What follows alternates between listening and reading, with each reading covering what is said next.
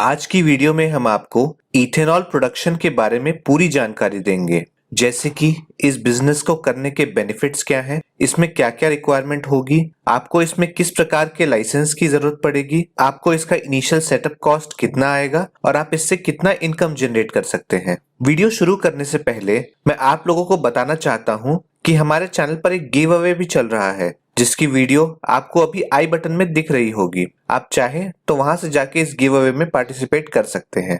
दोस्तों, इथेनॉल का मुख्य तौर पर इस्तेमाल पेट्रोल के साथ ब्लेंड करने के लिए किया जा रहा है। अभी हमारे देश में पेट्रोल के साथ करीब 7.5% इथेनॉल ब्लेंड किया जा रहा है, पर गवर्नमेंट ने 2025 तक इसे 20% ब्लेंडिंग का टारगेट रखा है। यानी कि 2025 तक गाड़ियों में 20% इथेनॉल और 80% पेट्रोल डलेगा। इसके अलावा ब्राजील जैसी कंट्रीज में 80 से 100% तक की ब्लेंडिंग की जा रही है। मतलब कि वहाँ कई सारी गाड़ियां केवल इथेनॉल पर ही चल रही हैं और इससे उनकी क्रूड ऑयल पे डिपेंडेंसी भी बहुत कम हो गई है। तो इससे आप अंदाजा लगा ही सकते हैं कि इस बिजनेस का अभी कितना ज्यादा स्कोप है।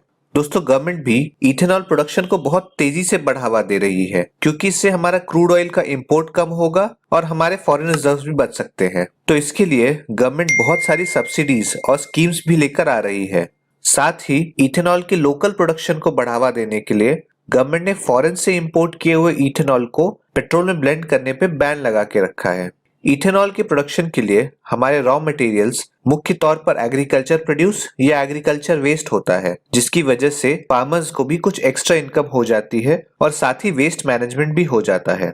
दोस्तों, अब इस बिजनेस में गवर्नमेंट के सपोर्ट की बात करें तो इथेनॉल का लोकल प्रोडक्शन को बढ़ावा देने के लिए गवर्नमेंट ने अलग अलग रॉ मटेरियल से प्रोड्यूस होने वाले इथेनॉल का मिनिमम रेट भी अलग फिक्स किया है। जैसे कि सी हैवी मोलासिस से बनने वाले इथेनॉल का रेट 45 रुपए 69 पैसे, फिर बी हैवी मोलासिस से बनने वाले इथेनॉल का रेट 57 रुपए 61 पैसे और शुगर केन जूस से बनने वाले इथेनॉल का रेट 62 रुपए 65 पैसे फिक्स किया है।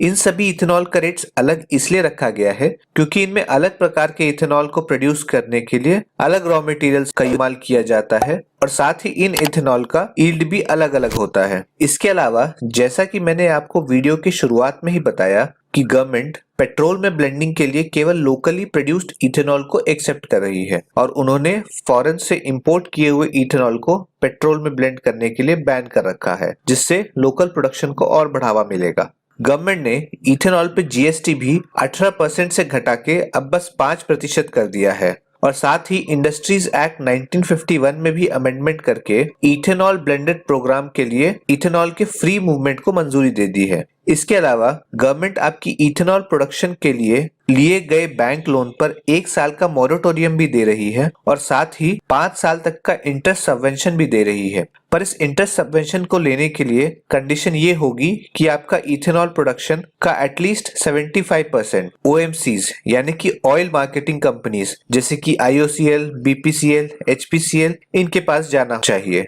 इसके लिए गवर्नमेंट ऑयल कंपनीज हर साल अगस्त और सितंबर में इथेनॉल का टेंडर निकालती है, जिसमें कि इसका परचेस रेट पहले से ही गवर्नमेंट फिक्स करती है। आपको यहाँ पे केवल टेक्निकल इन्फॉर्मेशन और इथेनॉल की क्वांटिटी इस टेंडर में सबमिट करनी होगी। अगर आप इस टेंडरिंग प्रोसेस से इन ओएमसीज को इथेनॉल सेल करते हैं तो आपको इसका पेमेंट सप्लाई के 21 दिन के अंदर ही मिल जाएगा। दोस्तों, अब यहाँ पे इथेनॉल प्रोडक्शन की मशीन्स और आपके प्लांट के सेक्शंस की बात कर लें तो सबसे पहले आपका डिस्टिलेशन सेक्शन होगा, उसके बाद आपका फर्मेंटेशन सेक्शन, फिर आपका बॉयलर सेक्शन, फिर टरबाइन सेक्शन, उसके बाद आपको एक रॉ मटेरियल स्टोरेज सेक्शन और एक फिनिश्ड प्रोडक्ट स्टोरेज सेक्शन बनाना पड़ेगा। इन सेक्शंस में आपको motor turbines, high pressure boilers और इस टाइप की बड़ी मशीन्स को भी इस्तेमाल करना पड़ेगा।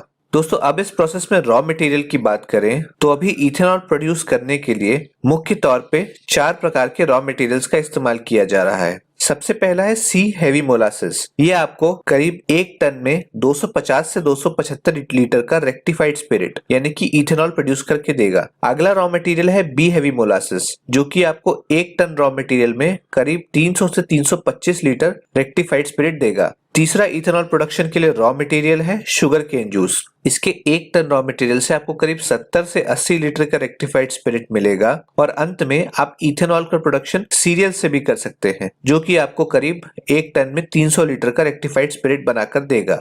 इन रॉ मटेरियल से बने हुए इथेनॉल का रेट मैंने आपको वीडियो में पहले ही बता दिया है। दोस्तों अब अगर इथेनॉल प्रोडक्शन का प्रोसेस हम ब्रीफ में देखें तो सबसे पहले मोलासेस को फर्मेंटेशन टैंक में स्टोर करके उसमें पानी और ईस्ट ऐड किया जाता है और इसे 24 घंटे के लिए छोड़ दिया जाता है, जिसके बाद उसका फर्मेंटेशन का प्रोसेस कंप्लीट होता है। उसके बाद इस रॉ मटेरियल में से स्लज निकालने के लिए उसको स्लज रिमूवर में डाल के स्लज अलग कर लिया जाता है और क्लियर मटेरियल को डिस्टिलेशन के लिए भेज दिया जाता है। डिस्टिलेशन की प्रोसेस में इस फर्मेंटेड वॉश को प्रेशर के साथ हीट किया जाता है, जिससे इसका अल्कोहल वेपराइज होकर ऊपर की ओर चला जाता है और इसका वेस्ट मटेरियल नीचे आ जाता है। इसके बाद इस अल्कोहल को कंडेंस करके कलेक्ट कर लिया जाता है। अब बॉटम में कलेक्ट किए हुए वेस्ट वाटर में सीओबी और बीओडी का कॉन्सेंट्रेशन बहुत ज्यादा होता है, इसीलिए इसे डायरेक्टली डिस्चार्ज नहीं कर सकते। आपको इसे पहले अपने प्लांट में ही ट्रीट करना पड़ेगा, जिसके लिए आपको अलग से एक ट्रीटमेंट प्लांट का सेटअप करना पड़ेगा। दोस्तों इसमें आपका इनिशियल इन्वेस्टमेंट तो आएगा, पर इसके साथ आपको 3 बाय प्रोडक्ट्स भी निकलेंगे, जो कि बायो सीएनजी,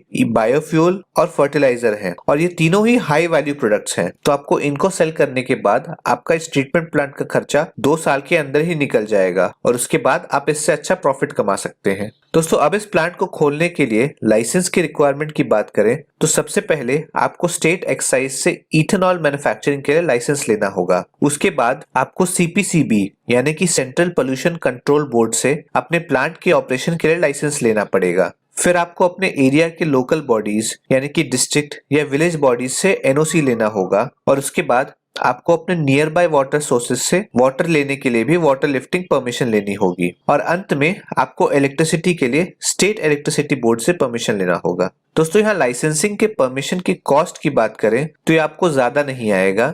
यहाँ आपको करीब 1000 से 10,000 रुपए तक का वन टाइम लाइसेंस कॉस्ट हर लाइसेंस में लगेगा और करीब 2 से 3 लाख रुपए का रिकरिंग ईयरली कॉस्ट लगेगा। अब अगर हम यहाँ पे लैंड के रिक्वायरमेंट की बात करें तो यदि आप 50,000 लीटर के मोलेसेस की डिस्टिलरी बना रहे हैं तो आपको करीब 20 से 25 एकड़ के लैंड की रिक्वायरमेंट होगी। दोस्तों इस लैंड की रिक्वायरमेंट आपके प्लांट की कैपेसिटी और आपके फीड स्टॉक पे भी डिपेंड करेगा और उसका प्राइस भी आपके एरिया में चल रहे रेट के हिसाब से होगा। अगर बात करें कि आप इस इथेनॉल को कहां सेल कर सकते हैं तो इसमें मुख्य तौर पर 2 प्रकार के बायर्स हैं। सबसे पहला, यहाँ पे आपके पास इंडस्ट्रियल बायर्स होंगे जो कि इंडस्ट्रियल अल्कोहल को परचेस करके उनको कई सारे प्रोडक्ट्स जैसे कि perfume manufacturing, paint manufacturing, pharmaceutical industry और इस प्रकार की इंडस्ट्रीज में यूज करेंगे। तो आप अपना इथेनॉल इन मैन्युफैक्चरर्स को सेल कर सकते हैं। दूसरा, आप अपना इथेनॉल OMCs यानी कि ऑयल मार्केटिंग कंपनीज जैसे कि HPCL, IOCL, BPCL को पेट्रोल में इथेनॉल ब्लेंडिंग के लिए सेल कर सकते हैं।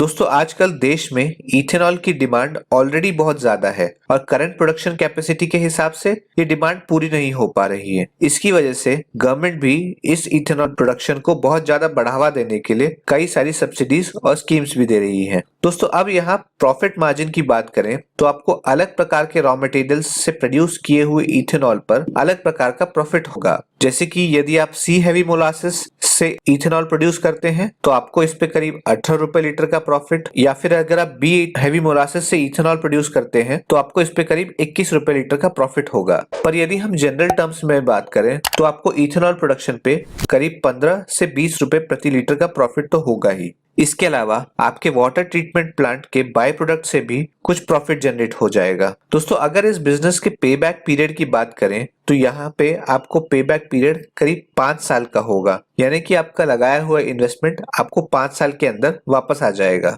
दोस्तों बहुत सारी जगहों पे तो फार्मर्स के ग्रुप ने भी मिलकर ये बिजनेस स्टार्ट किया है, जिसमें हर आदमी का इन्वेस्टमेंट भी कम लगता है और उनको अपना रॉ मटेरियल्स भी अपने आसपास ही या फिर अपने खेतों में ही मिल जाता है, जिससे इनका रॉ मटेरियल्स का कॉस्ट काफी कम हो जाता है और उसी हिसाब से उनका प्रॉफिट मार्जिन भी बहुत बढ़ जाता है। दोस्तों इस बिजनेस में प्रॉफिट इंक्रीज करने का मुख्य फैक्टर रॉ मटेरियल का प्राइस ही होता है, जो कि सीजन के बाद काफी बढ़ जाता है। इसलिए हमारा सजेशन ये है कि आप रॉ मटेरियल्स को सीजन के समय ही खरीद लें और उनको अपने पास एक स्टोरेज में रख लें, जिससे कि आपको इसके ऊपर अच्छा खासा प्रॉफिट होगा। तो दोस्तों ये थी पूरी जानकारी इथेनॉल प्रोडक्शन बिजनेस के बारे में। आपको यदि हमारी ये वीडियो पसंद आई हो तो इसे लाइक कर दें और अपने दोस्तों के साथ शेयर करें।